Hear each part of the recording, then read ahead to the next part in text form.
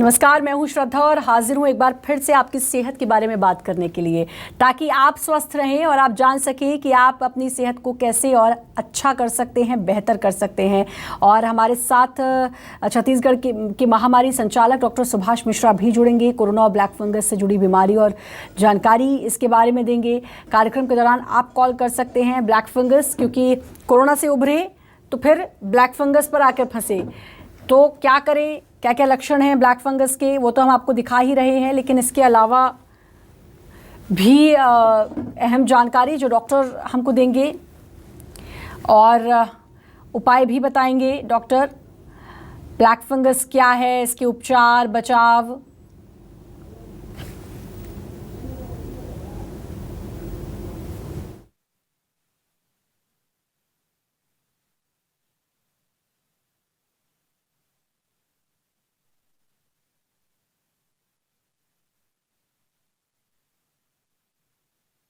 Black fungus के बारे में जानकारी हम हासिल करेंगे और इस कार्यक्रम में आपकी सेहत से जुड़ी समस्याओं और सबसे ज़रूरी चीज़ कि कैसे अपनी सेहत को आप स्वस्थ रख सकते हैं, अपने आप को स्वस्थ रख सकते हैं, इसके बारे में हम बात करेंगे। स्वास्थ्य एवं परिवार कल्याण विभाग छत्तीसगढ़ की महामारी संचालक डॉक्टर सुभाष मिश्रा हमारे साथ जुड़ेंगे और वो बताएंगे कोरोना के बारे में और ब्लैक फंगस के बारे में, क्योंकि ब्लैक फंगस, कोरोना थोड़ा बहुत शिथिल हुआ, थोड़ा कमज़ोर हुआ तो फिर ब्लैक फंगस ने पांव पसार लिए।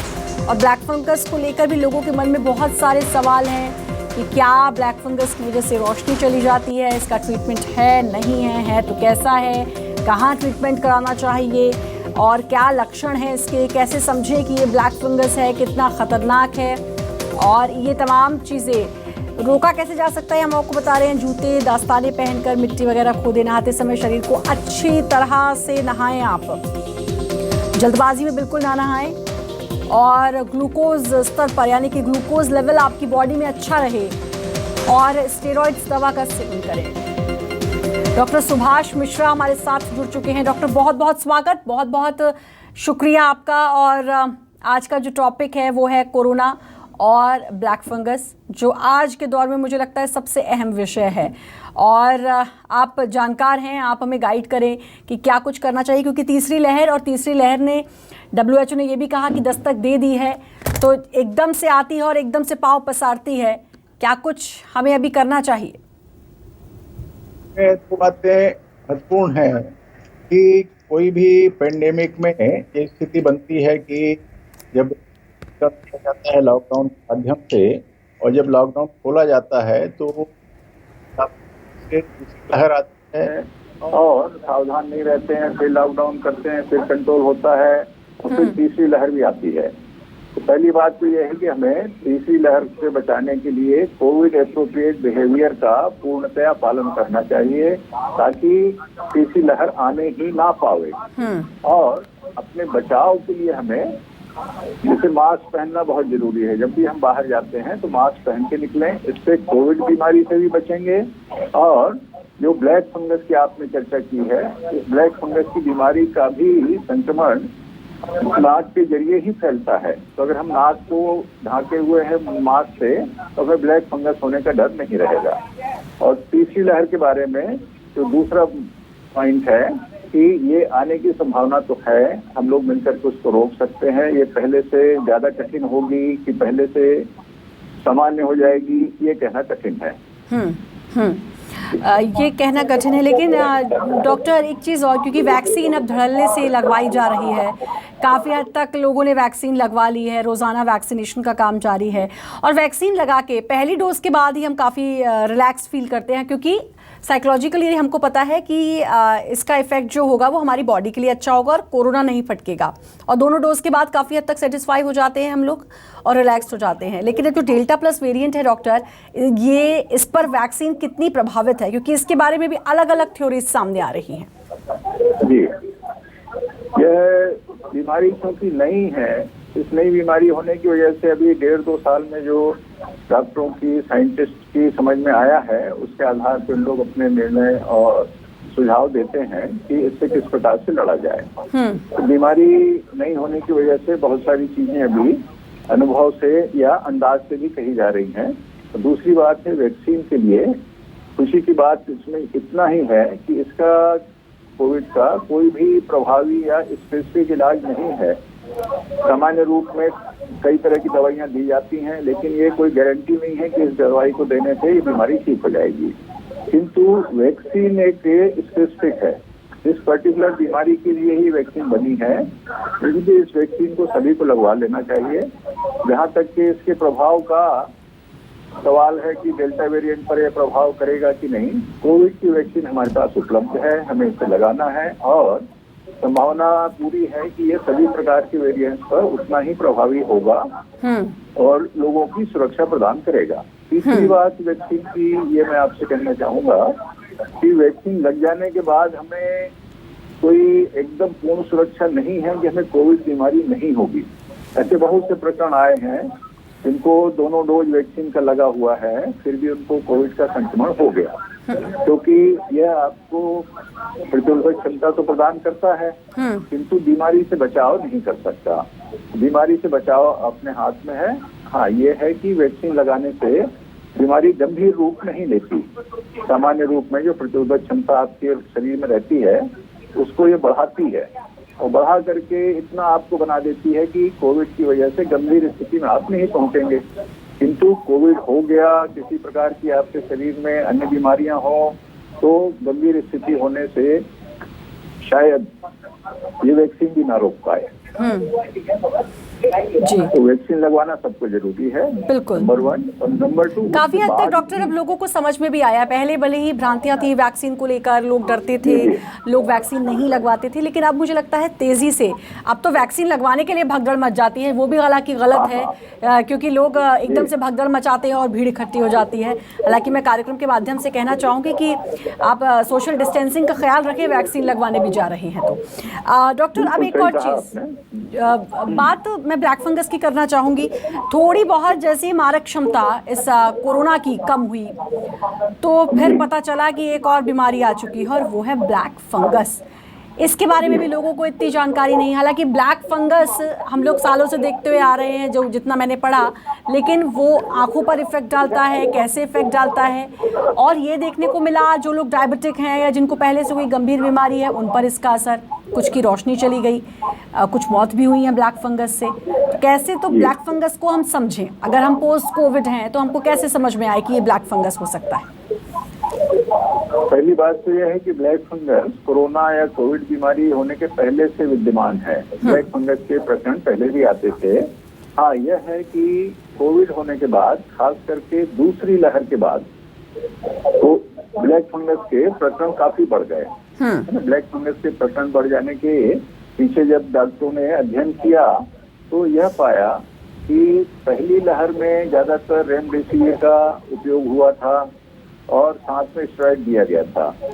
दूसरी लहर में स्टेरॉइड का उपयोग कम हुआ, रेमडेसिविर का इस्तेमाल ज्यादा हुआ, बहुतायत में हुआ। साथ में एक टॉसिलिजुमैब इंजेक्शन था जो कि इम्यूनोसप्रेसिव है, उसका भी इस्तेमाल हुआ।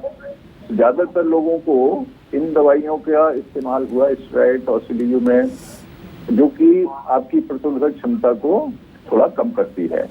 ऐसे व्यक्ति की जिसको डायबिटीज है और कंट्रोल में नहीं है, तो उसकी प्रतिरोधक क्षमता पहले से ही कम रहती है। और यदि उसको कोविड हो गया, कोविड में जान बचाना जरूरी होता है, तो जान बचाने के लिए स्टेरॉइड देना जरूरी है। तो स्टेरॉइड दिया गया तो डायबिटीज जो कंट्रोल नहीं है, नंबर 1, नंबर 2, जिसको कोरोना हुआ और ट्रीटमेंट में स्टेरॉइड मिला और उसकी शुगर कंट्रोल में नहीं रही, तो ऐसे व्यक्ति को ब्लैक फंगस की संभावना ज्यादा है। ऐसे ही लोगों को अधिकायत में ये ब्लैक फंगस की बीमारी हुई। तो ब्लैक फंगस की बीमारी और कोविड की बीमारी में ये सामंजस्य है कि कोविड के बाद जो जिनको स्टेरॉइड मिला है उनको ये ब्लैक फंगस हुआ है। जहाँ तक गंभीरता की बात है, कोविड में मृत्यु दर कम है, ब्लैक फंगस में मृत्यु दर बहुत ज्यादा है। इंटरनेशनली लगभग 50% से ज्यादा मृत्यु दर है ब्लैक फंगस में। तो हमें ब्लैक फंगस से बचना जरूरी है। नंबर 1, बचाव के 2 श्रेणी होंगी। एक तो वो व्यक्ति जिनको कोविड हो गया और उसमें भी जो डायबिटिक है और जिनको स्टेरॉइड लगा है, तो इनको संभावना ज्यादा है। तो थोड़ा भी इनको लक्षण यदि ब्लैक फंगस का दिखे, तत्काल वो डॉक्टर को दिखा लें। और शुरू की अवस्था में अगर हम इलाज कर लेते हैं तो इलाज से मरीज की जान भी बच जाती है। उसके जिस अंग में ब्लैक फंगस होता है उस अंग का फंक्शन भी नहीं रुकता और सभी प्रकार से उसको समय पर उपचार दे करके हम लोग ठीक कर सकते हैं। 50% जो मृत्यु दर है छत्तीसगढ़ में अगर हम विचार करते हैं तो 400 केसेस में 60 लोगों की मृत्यु हुई है ना, जिसमें से 21 केस ऐसे हैं जिनको ब्लैक फंगस तो था लेकिन मृत्यु का कारण हृदयाघात या अन्य बीमारियां थी। तो 60 को भी अपन पूरा जोड़ लेंगे तो 15% मृत्यु दर होती है। क्यों? समय पर लोगों ने इलाज कराने का प्रयास किया, मीडिया के माध्यम से लोगों को जागरूक किया गया, जो अभी हम करना चाहेंगे। और समय पे इलाज होने से इन लोगों की जान भी बच गई, उनके फंक्शन भी बच गए। तो लक्षण इसके ऐसे होते हैं कि हमको जिस अंग में ब्लैक फंगस जाता है ये नाक के जरिए जाता है जी। नाक में सांस लेने के जरिए ये जब ब्लैक फंगस जाता है तो या तो नाक में जमा होगा या पेरानेजल साइनस में जमा होगा या फेफड़े में जाएगा। पेरानेजल साइनस से ये आंख में भी चला जाता है, आंख में जाता है, वहां से भी अगर फैलता है तो मस्तिष्क में चला जाता है। और नाक के जरिए ये मुंह में भी आ जाता है, मुंह में, दांतों में, तालू में, ऊपर के तालू में खास करके ये जमा होता है। जहाँ पर ये जमा होता है वहाँ सूजन आना चालू हो जाती है, दर्द होना चालू होता है और रुकावट पैदा होती है। अगर गले में हो गया तो खाने में तकलीफ हो जाएगी, सांस लेने में तकलीफ हो जाएगी, फेफड़े की वजह से उसको खांसी भी आएगी। और पेरानेजल साइनस में होने से चेहरे में एक तरफ सूजन आ सकता है, वहाँ पे दर्द होगा। और आंख में जाने से आंख की नजर कम हो जाती है, आंख बाहर की ओर निकलने लगती है, आंख लाल हो जाती है, आंसू आते हैं और सूजन दिखाई देती है। आंख के जरिए अगर ये मस्तिष्क में चला जाता है तो चक्कर आना, मिर्गी आना और कई तरह के लकवा की शिकायत ये इसमें देखी जाती है। तो हमें बचाव करना बहुत जरूरी है। सामान्य व्यक्ति भी इससे संक्रमित हो सकता है जी। तो सामान्य व्यक्ति को भी मास्क लगा के चलना चाहिए, उसे चाहे कोविड हो या डायबिटीज हो या ना हो, वो मास्क लगा के चले, अन्यथा ब्लैक फंगस किसी को भी हो सकता है। एक चीज़ डॉक्टर मैं और जानना चाहूँगी वो ये कि बहुत सारे पेशेंट्स मैंने जिनको कोविड हुआ उनसे जब बात हुई कोविड के बाद तो उनका कहना है कि भाई हमारी तो लाइफ चेंज हो गई, ऐसी लाइफ चेंज हो गई कि वीकनेस बहुत ज़्यादा, कुछ ना कुछ परेशानी, और कुछ जिनका शुगर लेवल नॉर्मल रहता था उनका शुगर लेवल हाई रहने लग गया और उनको डायबिटीज़ हो गई। ये बहुत सारे पेशेंट्स मिले हैं। तो ये किस वजह से, स्टेरॉइड्स की वजह से या कोई और वजह? इसमें जिनको स्टेरॉइड मिलता है, स्टेरॉइड भी शुगर लेवल को बढ़ाता है ना, लेकिन वो लगातार नहीं बना रह सकता। अगर स्टेरॉइड दे करके बंद कर दिया गया है तो शुगर लेवल कुछ समय में नॉर्मल आ जाएगा। उसकी वजह से वो लगातार बढ़ा हुआ नहीं रह सकता। दूसरी चीज है इसकी कमजोरी। कमजोरी डॉक्टरों ने देखा कि अधिकांश मरीजों को कमजोरी बहुत समय तक रहती है ना। वैसे तो आप जानते हैं कोई भी बीमारी हो, ठीक होने के बाद कमजोरी तो रहती ही है, लेकिन कुछ बीमारियों में 2-4 दिन में ठीक हो जाती है। कुछ बीमारियों में खास करके जो वायरस के इन्फेक्शन होते हैं उसमें कमजोरी ज्यादा दिन चलती है। कोविड में भी यही लागू होता है, वायरस का इन्फेक्शन है, ज्यादा दिन तक चलता है। इसको ठीक होने के लिए 3 सलाह डॉक्टर लोग देते हैं। पहला तो ये है कि पानी उनको खूब पीना चाहिए, भोजन पौष्टिक करना चाहिए, है ना, और थोड़ा थोड़ा कई बार खाना चाहिए ताकि पेट में इरिटेशन ना हो। गैस्ट्रिक इरिटेशन बहुत से लोगों को देखा गया है। दूसरा कि प्राणायाम, योगा, सांस लेने की जो ब्रीदिंग एक्सरसाइज है ये करते रहें ताकि लंग्स जो हैं उनमें फाइब्रोसिस ना होने पाए, यानी फेफड़े सिकुड़ जाते हैं। तो उससे बचने के लिए अपने सांस की एक्सरसाइज, फेफड़े को फुलाने की एक्सरसाइज जो ब्रीदिंग एक्सरसाइज कहलाती है, इसे करते रहना चाहिए। और तीसरा बात है कि हमको खाने पीने के साथ में जो नॉर्मल हमारा रूटीन है, जो भी हम योगा, व्यायाम जो भी करते थे उसमें ध्यान लगाएं और मानसिक रूप से ये महसूस करें कि हम धीरे धीरे ठीक हो रहे हैं। जो आपने बताया कि कई लोगों की प्रॉब्लम बढ़ी है, ऐसे ही कुछ लोगों की प्रॉब्लम ठीक भी हो गई है। ऐसा भी कई लोगों ने बताया है कि कोविड होने के बाद से हमारी प्रॉब्लम कुछ ठीक हुई। संयोग की बात है, किसी को कुछ भी हो सकता है, तो उसके हिसाब से अपने को एक और बड़ी समस्या मैंने कोविड पेशेंट्स को जो सुनी वो ये कि कोविड जब ठीक होता है और थोड़ा सा नॉर्मल रूटीन में जब वो आते हैं तो मोटापा घर कर जाता है।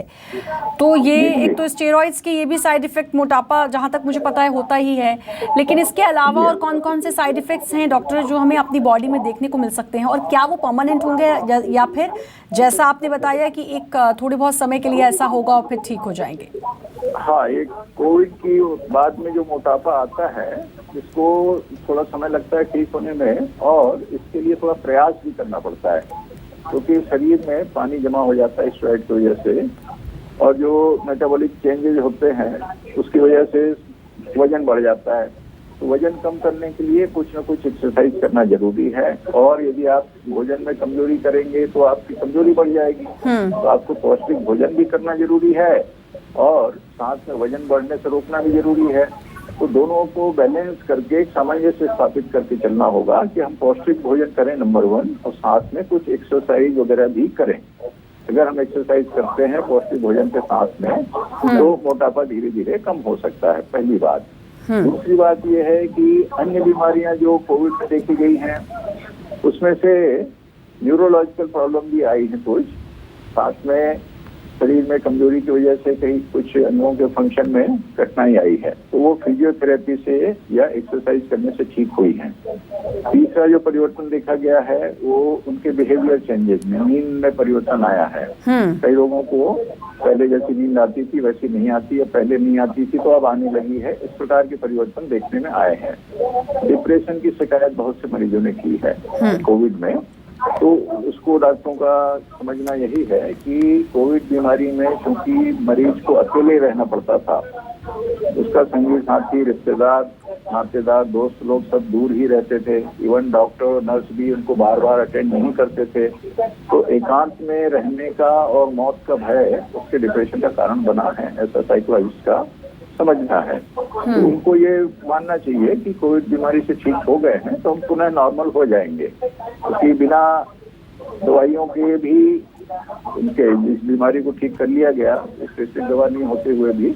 तो हम एक्सरसाइज, अपनी सोच को, खान पीन में अपना संयमित रह करके और पानी ज्यादा पी करके अपनी बीमारी से मुक्ति पा सकते हैं। जो कमजोरी और पोस्ट डिजीज के इफेक्ट है उसको रोका जा सकता है। कोविड के काफ़ी साइड इफ़ेक्ट्स जो देखने को मिले उसमें जैसे कि अभी आपने बात की, बहुत चेंजेस लोगों के बिहेवियर में जिसके बारे में आप बात कर रहे थे। साइकोलॉजिकली लोग बड़े टूटे और कुछ लोग डिप्रेशन में चले गए, और वो ऐसे डिप्रेशन में गए कि हर पल उनके मन में ये ख्याल कि वो नहीं रहेंगे, वो मर जाएंगे।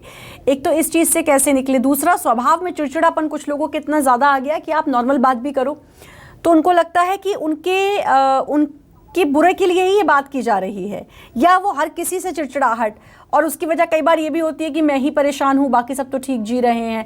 तो वे बहुत सारे चेंजेस जो आए, इनको कैसे कंट्रोल करे वो शख्स?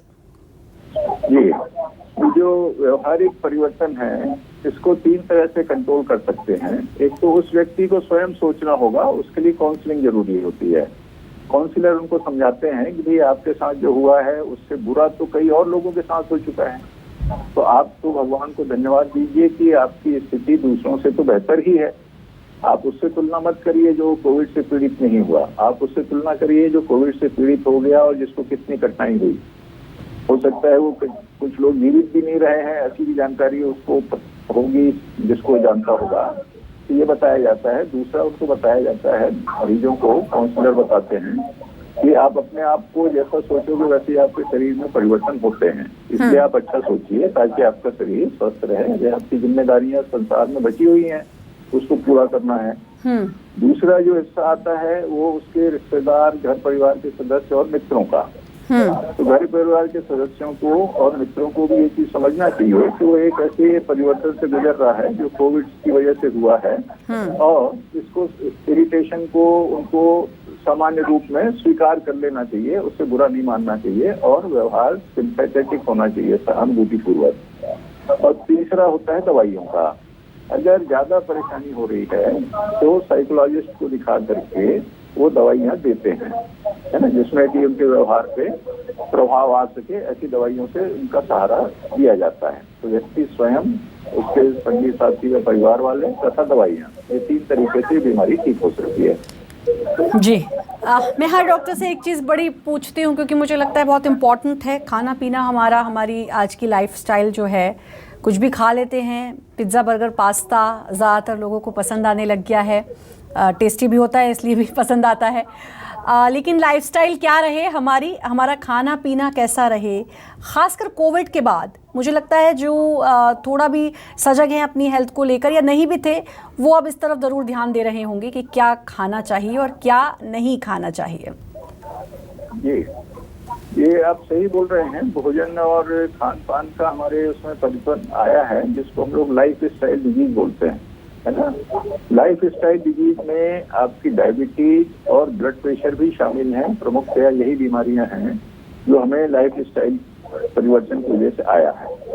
अगर मैं कहूँ कि हम लोग रहते तो विदेशी स्टाइल में हैं, है ना। हर चीज कार से जाना है, पैदल चलना नहीं है, रिमोट से काम करना है ना। टीवी, मोबाइल, कंप्यूटर का सब इस्तेमाल कर रहे हैं।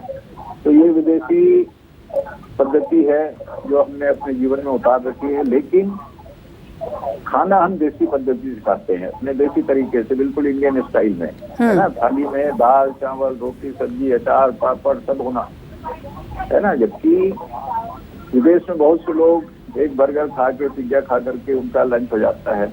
तो हम लोग एक तो ओवर ईटिंग कर रहे हैं, है ना। ओवर ईटिंग की वजह से डायबिटीज हो रही है। और ज्यादा ये जो आपने नाम बताया पास्ता, पिज्जा और बर्गर का, इसको खाने से हाइपरटेंशन भी हो रहा है। ब्लड प्रेशर और डायबिटीज का खाने से संबंध है। और ब्लड प्रेशर और डायबिटीज का संबंध हमारी जीवन शैली में तनाव का भी है।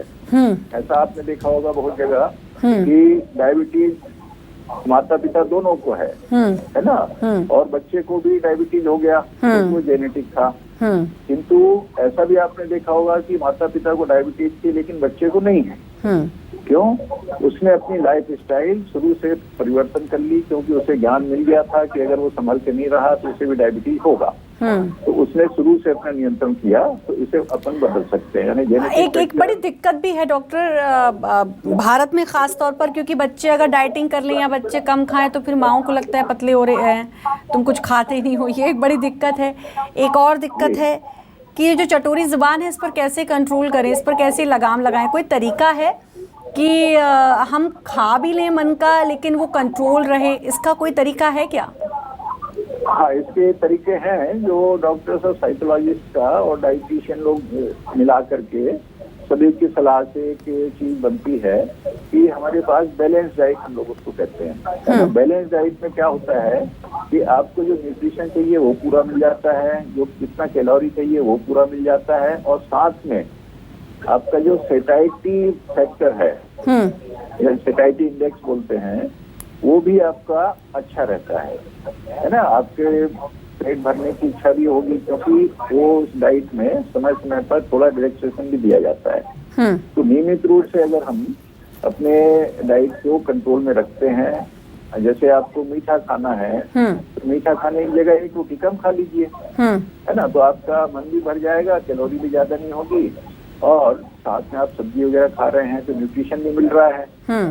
तो भोजन को बैलेंस करके खाना या बैलेंस मात्रा में लेना, ये बड़ा महत्वपूर्ण है। इसके लिए डाइटिशियन लोग हैं, अपने बहुत से जगह पर ये डाइटिशियन अच्छा काम कर रहे हैं। साइकोलॉजिस्ट हैं जो बताते हैं किस प्रकार से इनको ट्रीट करना चाहिए, क्योंकि उनके मन में जो सोच रहती है वही खाने के रूप में रिफ्लेक्ट होती है उनके शरीर पे। और तीसरा जो डॉक्टर्स हैं उनसे सलाह लेते हैं। मोटे तौर पे तो व्यक्ति को इन चीजों को समझ के अपना एक अच्छा जीवन जीने के लिए, बिल्कुल, क्योंकि मैंने कुछ लोगों को ये बार बार कहते हुए सुना है कि भाई हम कंट्रोल नहीं कर सकते खाने पर, आई एम वेरी फूडी और मुझे खाना है, या फिर रात के खाने में हम लोग कुछ, क्योंकि दिन भर तो टाइम नहीं मिलता खासकर वर्किंग को, तो वो रात को, जैसा कि आपने कहा, एक थाली होती है जिसमें दाल, चावल, रोटी, सब्जी, अचार, पापड़ और कुछ भी मिल जाए तो वो हम उसको ऐड कर लेते हैं और रात को खाया और सो गए, जो एक मोटापे का कारण आजकल बनता जा रहा है। इसमें जो बैलेंस करना नंबर 1 जरूरी है। और जहाँ तक कि मैं इसके बिना नहीं रह सकता, तो उसको ये स्वयं समझना चाहिए या उसके परिवार वालों को, मित्रों को समझाना चाहिए कि भाई स्वस्थ रूप से जीना ज्यादा महत्वपूर्ण है बनिस्बत आप बीमार होकर जिएंगे, जी उससे अच्छा है कि आप स्वस्थ होकर के जी, जिए। और ये समझना ज़रूरी है। और मुझे लगता है डॉक्टर, कोविड ने बहुत लोगों को बहुत कुछ समझा दिया है, बहुत अच्छा से जी, जी, सिखा दिया है। बहुत अच्छा लगा डॉक्टर आपसे बात करके, बहुत अहम जानकारी आपने दी, अपना कीमती वक्त दिया, उसके लिए आपका बहुत बहुत शुक्रिया।